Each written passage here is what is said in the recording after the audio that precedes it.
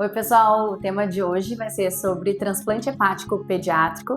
É um tema que eu gosto muito, trabalho com isso, faço parte de uma equipe de transplante hepático infantil no Hospital da Criança Santo Antônio.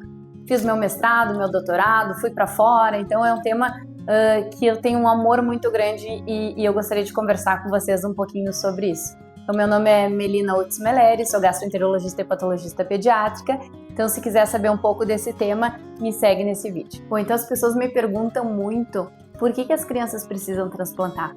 Por que as crianças têm cirrose? As pessoas acham que cirrose é só por álcool, mas não. Tem muitas doenças que levam à cirrose na criança, inclusive às vezes no recém-nascido. Tem a principal doença que leva ao transplante hepático infantil se chama atresia biliar, que é uma malformação da via biliar desses pacientes, que muitas vezes eles precisam ir a transplante antes de 1 ano de idade. Mas não é só essa. Existe hepatite autoimune, existe doenças metabólicas, doenças genéticas, e existe, infelizmente, vírus que a criança está muito bem, não tem nada previamente, e algum vírus machucou tão grave esse fígado a ponto de precisar transplantar. A gente só leva uma criança para transplante quando aquele fígado nativo, que é chamado fígado dela, não é capaz de funcionar como funcionava antigamente. Então, é só quando a gente precisa realmente fazer a troca e esse órgão não está nos ajudando mais. E a gente tem duas formas de transplantar uma criança. Existe o doador falecido, que é a criança, toda criança que precisa de um transplante, ela tem que entrar na lista de doador falecido. Então, doador falecido, a gente espera, que alguém entre em morte encefálica, que a família faça a grande ação de doar os órgãos e que esse órgão seja compatível. Mas a gente tem que lembrar que às vezes a gente está falando de crianças de 5 quilos, crianças de menos de 1 ano de idade. Então, ou elas precisam de um receptor, de um doador pediátrico, ou a gente tem que pegar um pedacinho do fígado daquele doador para colocar naquela criança, porque aquela criança é muito pequena. A outra forma de haver um transplante é com doador intervivo. Então a gente pega um pedaço do fígado do pai ou da mãe ou de algum tio, de alguma tia, se tira todo da criança, porque o da criança está doente, então a gente tira todo o órgão da criança e pega esse pedacinho do órgão do pai ou da mãe de algum doador vivo e coloca no lugar. Então parece que eu coloco num quebra-cabeça, mas é difícil, tem as anastomoses, que é fechar os vasos, então não pode cortar em qualquer lugar, tem determinada área do fígado que pode fazer esse corte, que faz a anastomose dos vasos. Então isso é muito bem estudado antes para saber qual é o tamanho adequado para aquela criança. No doador, o fígado, ele cresce de novo, então ele nos próximos 3 meses ele tende a ter já o tamanho normal, e na criança aquele fígado vai crescendo junto com ela, Então o que a gente cuida, assim, as pessoas perguntam muito, o que precisa ser o doador? Primeiro, a vontade de doar, Então assim, é um ato de querer doar.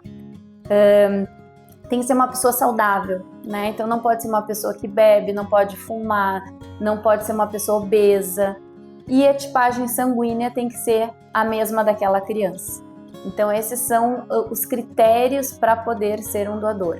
Existe doador não aparentado, pode ser feito, mas aí tem que ter liberação judicial, é um pouquinho mais demorado e tem que ver muito o vínculo dessa família. Tanto a criança quanto o doador, eles passam por uma série de avaliações separadamente com equipes médicas diferentes. Então o doador passa para avaliação psicológica, avaliação cardíaca, odontológica, e a criança tem as suas avaliações também para ter certeza que o coração vai aguentar o transplante, que o rim vai aguentar o transplante. Então é uma equipe multidisciplinar que vê tanto a criança quanto esse doador, para que tudo ocorra da melhor forma possível e diminuir ainda mais os riscos.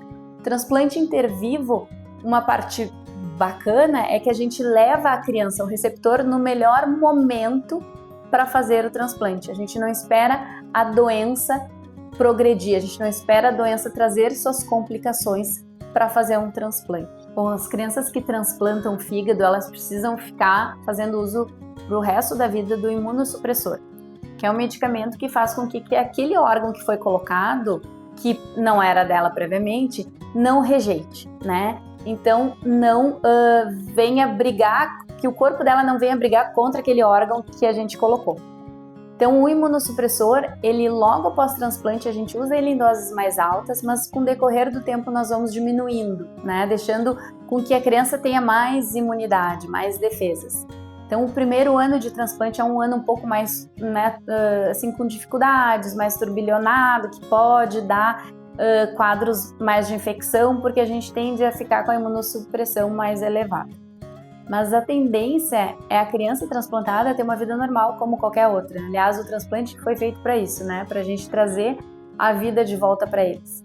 Então, o que a gente quer é que eles cresçam bem, brincando como qualquer outra criança, indo para a escola como qualquer outra criança, mas se lembrando que sempre precisa haver o cuidado, sempre precisa haver o acompanhamento com o seu médico, o patologista, e com o uso correto do medicamento imunossupressor. Bom, pessoal, então vocês viram que é um tema mais específico, mas esse é meu mundo, né? É um mundo de crianças transplantadas e a gente tem que ter um certo cuidado, principalmente durante o transplante e logo após o transplante, mas eles vivem uma vida como qualquer outra criança, feliz, a gente traz essa infância de volta, a gente traz a adolescência de volta, que é uma coisa muito gratificante.